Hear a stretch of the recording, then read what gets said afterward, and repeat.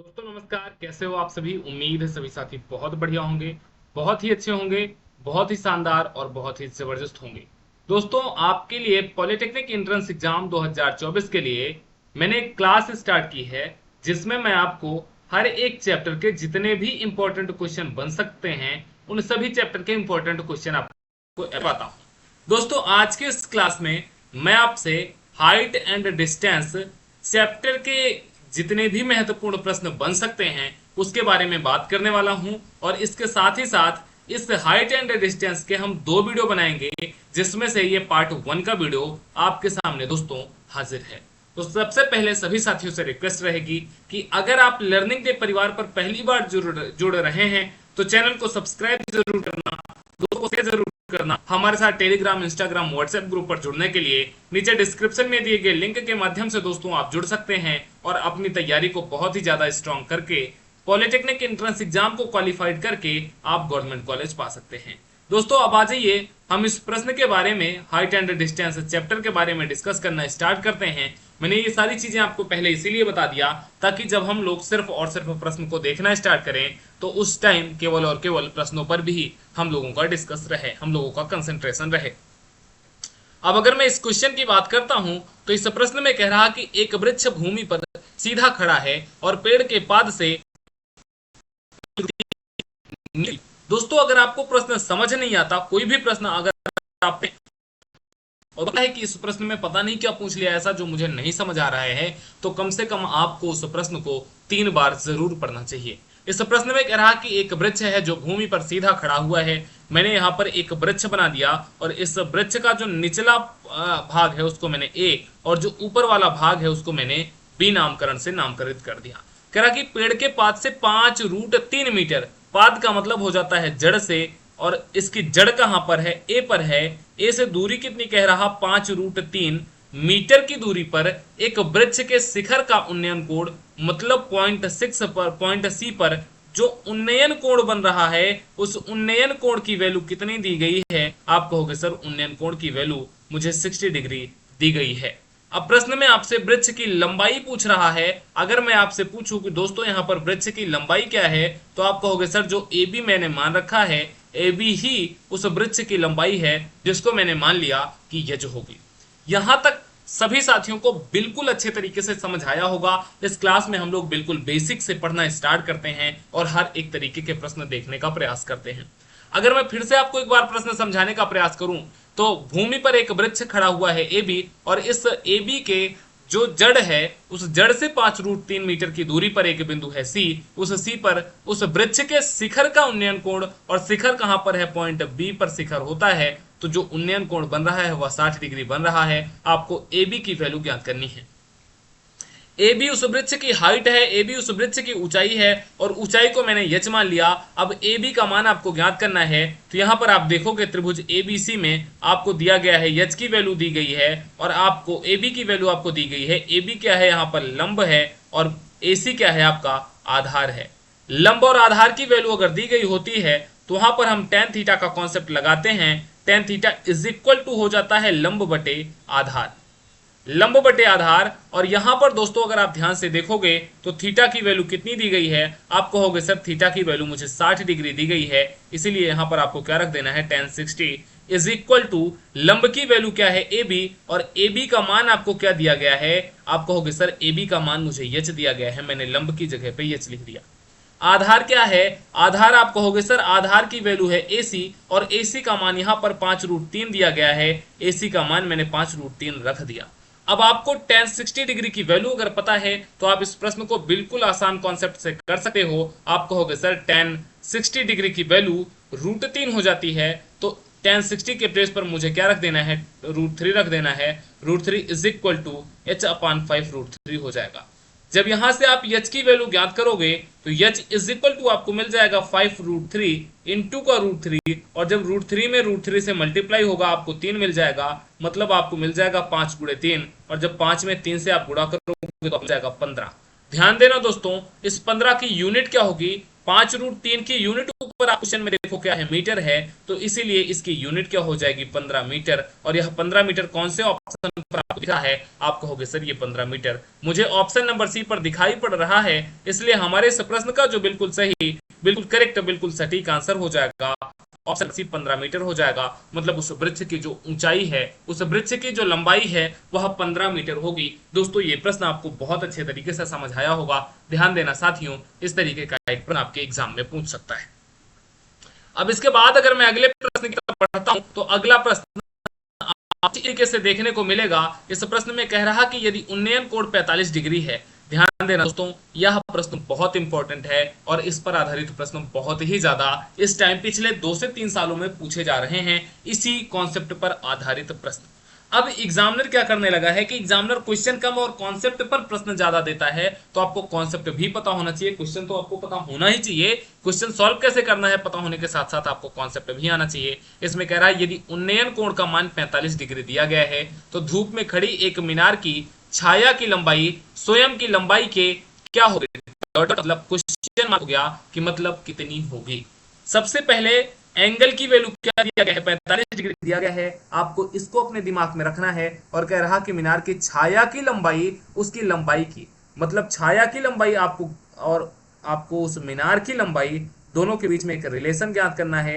ये मैंने क्या बना दिया, इसका मैंने नामकरण कर दिया ए बी। यह मेरी बन गई एक मीनार बन गई। अगर दोस्तों यह एक मीनार बन गई, अब इस मीनार की आपको लंबाई मैंने दे दिया ए बी और कह रहा है कि जो इसका छाया बन रही है, छाया पॉइंट सी पर आ रही है और इसके बीच में जो एंगल बन रहा है एंगल 45 डिग्री का बन रहा है। अब ए बी और बीसी के बीच में संबंध ज्ञात करना है। फिर से मैं कहूंगा ये आपका लंब हो गया, ये आपका आधार हो गया। ध्यान देना दोस्तों यहां पर किसी भी वैल्यू की, किसी भी कॉन्सेप्ट का आपको वैल्यू, न्यूमेरिकल वैल्यू नहीं दिया गया है, तब आप क्या करोगे, आप यहां पर सीधे सीधे टेन थीटा का कॉन्सेप्ट रख दोगे। Tan theta is equal to, इसके पहले वाले प्रश्न की तरह टेन थीटा की value 45 degree, tan 45 degree is equal to लंब, लंब की value A B, A B upon आधार, आधार की वैल्यू बी सी हो जाएगा। और सभी को पता है कि कहीं पर भी अगर टेन 45 डिग्री है तो इस टेन 45 डिग्री की वैल्यू क्या होती है, आप कहोगे सर टेन 45 डिग्री की वैल्यू 1 होती है। दोस्तों ये टेन की वैल्यू बहुत ही ज्यादा इंपॉर्टेंट है हाइट एंड डिस्टेंस के प्रश्नों को सॉल्व करने के लिए, इसलिए आपको ये सारी वैल्यू ध्यान से समझ लेना है। अब यहां से जब आप करोगे तो टेन 45 के प्लेस पर 1 रख दोगे, 1 is equal to A B upon B C कर दोगे और जब बी सी का गुणा आप ए 1 में करोगे आपको प्राप्त हो जाएगा A B is equal to B C. मतलब जो ए बी क्या थी, हाइट थी, लंबाई थी, और बी सी क्या थी, छाया की लंबाई थी। मतलब ये दोनों छाया की लंबाई और उस मीनार की लंबाई दोनों एक दूसरे के बराबर हो रही हैं। यह किस ऑप्शन पर दिख रहा है, तो यह ऑप्शन नंबर ए पर दिख रहा है। ऑप्शन नंबर ए हो जाएगा हमारे इस प्रश्न का बिल्कुल सही, बिल्कुल करेक्ट और बिल्कुल सटीक आंसर। जो छाया की लंबाई होगी वही मीनार की लंबाई होगी। अब आपको यहां से एक शॉर्टकट ये समझ लेना है कि कहीं पर भी अगर टेन 45 डिग्री या 45 डिग्री उन्नयन कोण या अवनमन कोण बनता है तो वहां पर जो छाया की लंबाई होगी वहां हमेशा और हमेशा मीनार की लंबाई के बराबर ही होती है। ये आपको ध्यान रखना है। जैसे इसी पर आधारित मैं आपको एक प्रश्न बोल दूं और प्रश्न में ये कह देता हूं कि ए बी मैंने कह दिया कि एक आपका वृक्ष है। इस वृक्ष की छाया की लंबाई आपको ज्ञात करनी है। अगर इस वृक्ष की लंबाई मैंने 50 मीटर दे दिया और मैं कह रहा हूं कि इसका जो उन्नयन कोण है वह 45 डिग्री है, तब आपको इसकी परछाई या फिर बीसी की लंबाई अगर आपको ज्ञात करने को बोली जाए तब आप कैसे ज्ञात करोगे। इसके जस्ट पहले वाले प्रश्न में मैंने क्या देखा कि अगर थीटा की वैल्यू 45 डिग्री है तो जो आपकी लंबाई होती है, लंबाई इज इक्वल टू छाया की लंबाई होती है सिर्फ और सिर्फ टेन 45 डिग्री के कॉन्सेप्ट पे। यहां पर सबसे पहले चेक करना है कि आप 45 डिग्री का कॉन्सेप्ट बन रहा है। बोलोगे हाँ जी सर टेन 45 डिग्री का कॉन्सेप्ट बन रहा है। अगर टेन 45 डिग्री या उन्नयन कोण 45 डिग्री बन गया तो जो हाइट है वही आपकी छाया की लंबाई हो जाएगी। और इस तरीके से आप ऐसे प्रश्न को बहुत आसान तरीके से दोस्तों सॉल्व कर सकते हैं। ध्यान रखना इस तरीके का प्रश्न इस समय बहुत ही ज्यादा प्रचलन में है। एग्जामिनर इस पर आधारित बहुत ज्यादा प्रश्न पूछने लगा है, तो इसलिए थोड़ा सा हमें सिंसियर रहना है और ऐसे प्रश्नों को अपने माइंड में बैठा के चलना है कि ऐसा प्रश्न अगर आपसे एग्जामिनर पूछता है तो आप उसका आंसर बहुत आसान तरीके से दे सकते हो। अब इस प्रश्न को दोस्तों हमें सॉल्व करना है और इस प्रश्न का करेक्ट आंसर आप सभी साथियों को कमेंट सेक्शन में लिखना है। यह प्रश्न कह रहा है कि 50 मीटर ऊंची मीनार से 50√3 मीटर की दूरी पर स्थित किसी बिंदु पर मीनार का उन्नयन कोण आपको ज्ञात करना है। यहां पर आपसे थीटा की वैल्यू पूछ लिया है।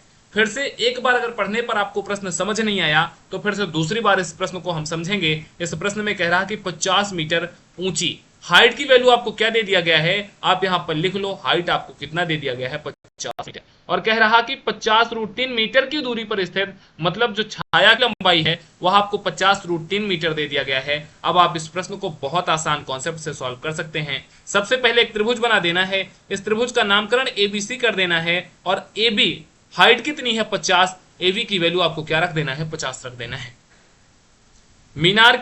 मीनार से कितनी दूरी पर, 50√3 मीटर की दूरी पर, तो बी पॉइंट से 50√3 मीटर की दूरी पर पॉइंट आपको सी मिल रहा है, और इसी सी पॉइंट पर जो एंगल बन रहा है इसी एंगल की वैल्यू आपको इस प्रश्न में बताना है। अब यहां पर आपको फिर से देखना है, मैं पेन का कलर चेंज करके आपको इसको समझाने का प्रयास करता हूं। जो 50 दिया गया है आप इसको हाइट बोल सकते हो, आप इसको लंब बोल सकते हो। जो 50√3 दिया गया है यह आपकी छाया की लंबाई होगी, और आपको थीटा की वैल्यू ज्ञात करनी है। हमें पता होता है कि tan theta is equal to क्या होता है, लंब बटे आधा होता है। लंब की वैल्यू अगर मैं त्रिभुज एबीसी से देखूंगा तो लंब की वैल्यू हो जाएगी एबी, और आधार क्या है आपका यहाँ पर बीसी है, आधार की वैल्यू आपकी हो जाएगी बीसी। अब यहाँ पर आप कर देना है tan theta is equal to AB की वैल्यू 50 और बीसी की वैल्यू कितनी दी गई है आपको 50√3। इस 50 से इस 50 को आप कैंसिल कर सकते हो, सिंपली आपको प्राप्त हो जाएगा 1/√3।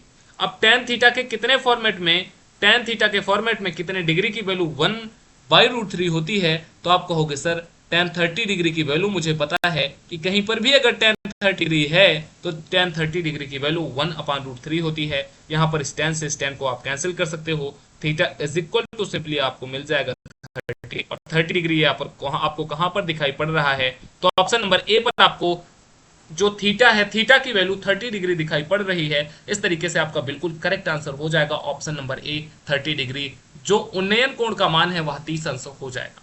तो दोस्तों इस तरीके से हाइट एंड डिस्टेंस के आप हर एक प्रश्न को सॉल्व कर सकते हो। बहुत आसान ऐसे प्रश्न होते हैं और बहुत बेसिक कॉन्सेप्ट ऐसे प्रश्नों में यूज किया जाता है। अब इस प्रश्न को सभी साथियों को होमवर्क के रूप में दिया जा रहा है। सभी साथियों को इस प्रश्न को होमवर्क के रूप में सॉल्व करके इसका आंसर कमेंट सेक्शन में करना है। साथ ही साथ दोस्तों अगर आप लर्निंग डे के बैच सफल बैच से जुड़ना चाहते हैं, जिसकी फीस सिर्फ और सिर्फ अब 129 रुपए रख दिया गया है, इस बैच से जुड़ने के लिए आप मुझे इस नंबर पर संपर्क कर सकते हैं। इस नंबर पर दोस्तों आप मुझे व्हाट्सएप या कॉल कर सकते हैं, या फिर 8174855816 पर आप संपर्क करके लर्निंग डे के बैच सफल बैच से सिर्फ और सिर्फ 129 रुपए में जुड़ सकते हैं, जहां पर आपको फिजिक्स केमिस्ट्री मैथ तीनों सब्जेक्टों की क्लासें अवेलेबल करवाई जा रही हैं।